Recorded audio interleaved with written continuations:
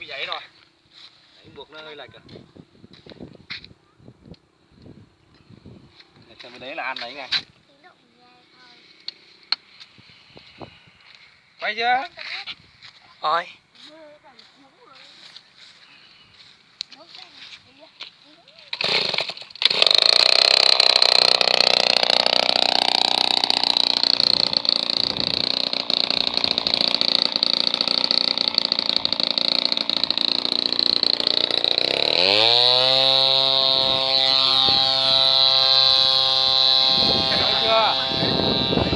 Ngoan đấy.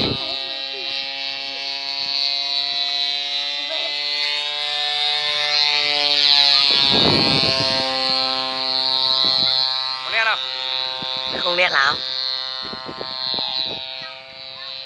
Cho gần gần đi nha. Tăng tốc nhanh. Gần thế. Phải lực cất nhanh.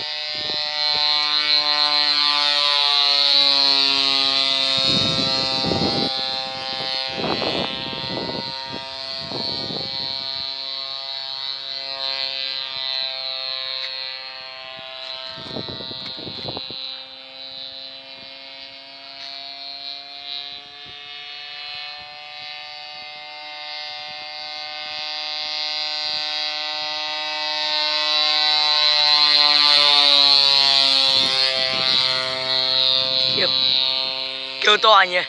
To lắm. Như thế. Thế hôm qua em bảo anh nổ trong nhà thì chắc không nghe rồi.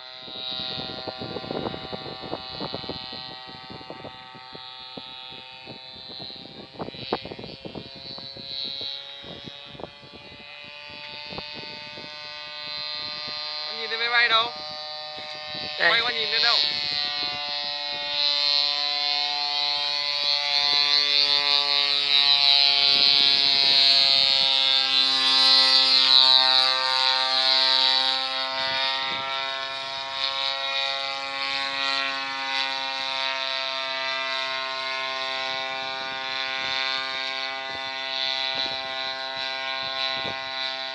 Máy nó về lúc cái lì. Cái dòng 2 thì này nó nóng càng chạy gốc. Vâng, đó nó mới lốc ấy. Cả cái vòng tua nó mới lên ác. Nãy nước ở trên mây ấy, mây này nó lắm mây trong nó lắm nước, nó vào cái chế, nó không thể nào đốt cháy hết được. Anh gai hết cỡ rồi à? Cỡ ở đấy. Trên đó nước nó cản nặng lắm.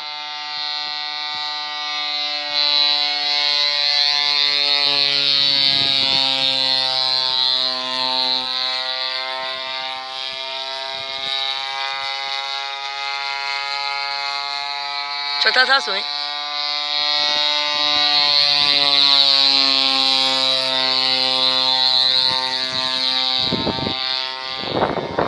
Đi về cắn thẻ cho em với nhá.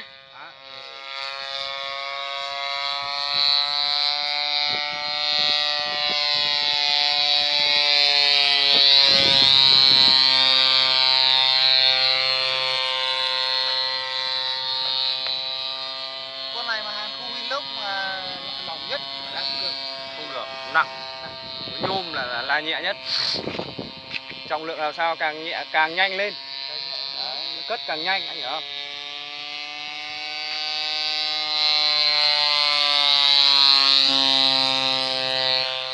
Con này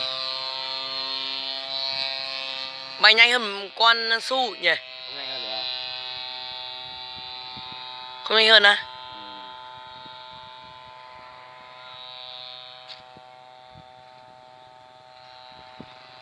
Nó có thằng dám ăn cắp bản quyền mình bán hàng chết không? Mình đăng lên nó ăn cắp video cái thằng shop nó bán đồ máy bay này. Để nó bán hàng, nó lấy máy bay nó bán. Nó đặt hàng cho em. Từ lưng mình thấy nó đăng lên nó không xin phép mình bảo. Mình tên đi. Ồ, hai.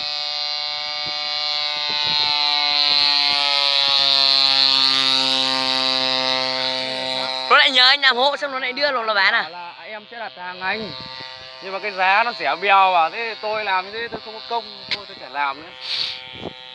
Ồ, đặt anh làm xong rồi lấy về đi rồi bán. Nó bán cái giá cao xong nó đặt mình giá thấp. Bao nhiêu? Thế thì ta chịu. Giá cao, giá là bán bao nhiêu? Nó bảo là toàn vỏ như này là 4,5 triệu, không tính điều khiển. Nó đặt anh bao nhiêu? Thì nó đặt mình 1,5 triệu. Ô Nó bảo là ông khôn rồi. Nói em đặt anh khoảng chục con, 1,5 triệu một con không nhỉ? khôn vậy làng đây.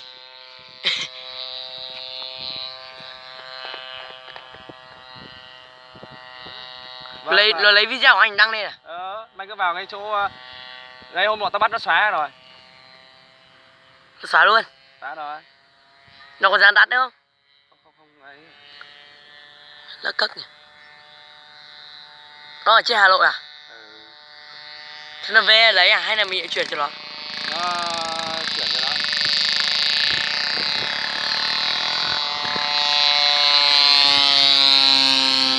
Nếu mà làm nó có cọc không?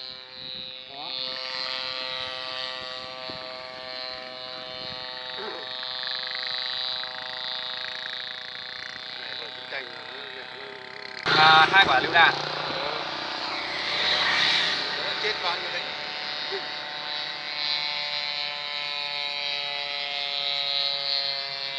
Nhưng mà bay thế này nó tỉa dụng ngay. Tỉa được chậm lắm. Con V10 làm sao nó bay được nhanh như thế này.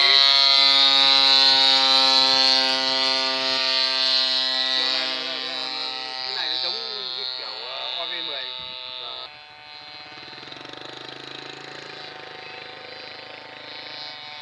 Thế là sang bên kia sông rồi đấy. Anh ạ.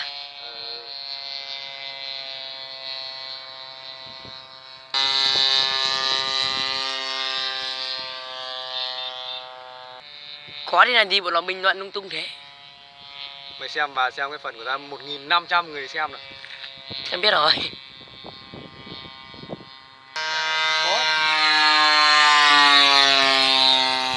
Mày để nó gần quá nó mà. Rồi, chuẩn. Có mặt nhà ta nhé. Nhá. Đấy, cái cua vòng. Mày để chế độ đấy nó mờ lắm. Đây hết cơ nhỏ này. Quay đây là chú nhá. Trình độ